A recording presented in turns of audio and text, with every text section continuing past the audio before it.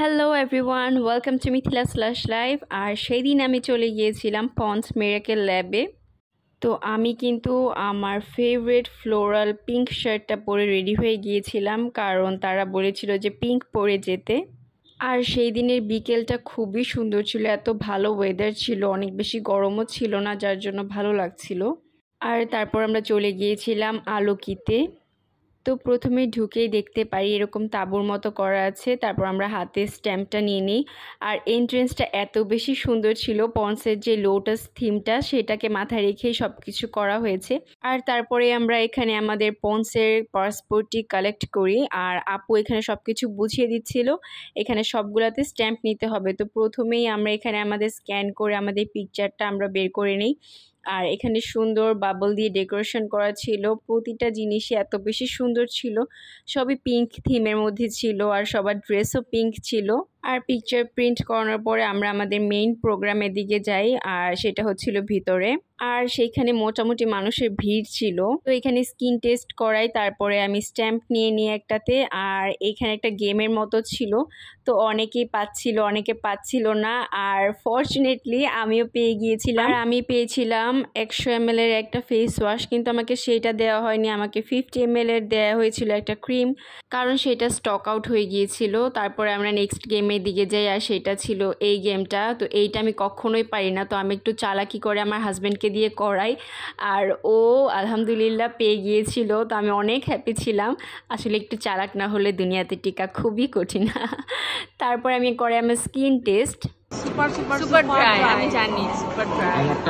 এটা হচ্ছে আপনার 40 to 45। আমি একটু আমাদের পন্ডস সুপার লাইট জেলটা ইউজ করে দেখি স্কিনের কোনো ইমপ্রুভমেন্ট আসে কি না।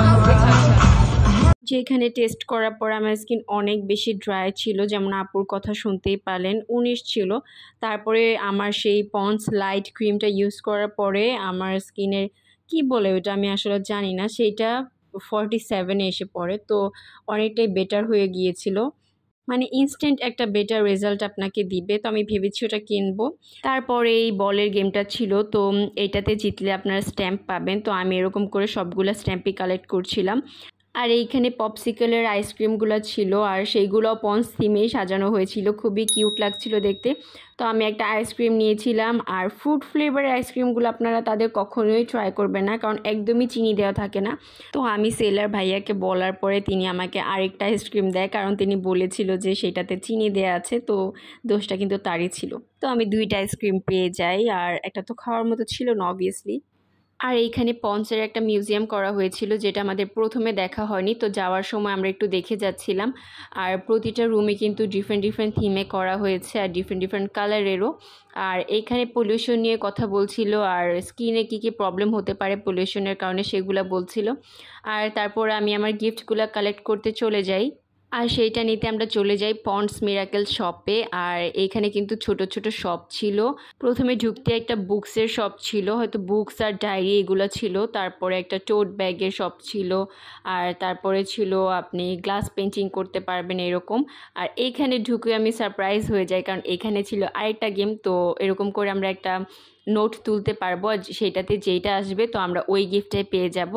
তো আমি 3টা গিফট পেয়েছিলাম, আর আমি অনেক বেশি খুশি ছিলাম। আমি বাসায় যে আপনাদের সবগুলো দেখাবো কি কি পেয়েছি। Overall my day at Pond's Miracle Lab was filled with fun and unforgettable moments, a truly magical experience from start to finish.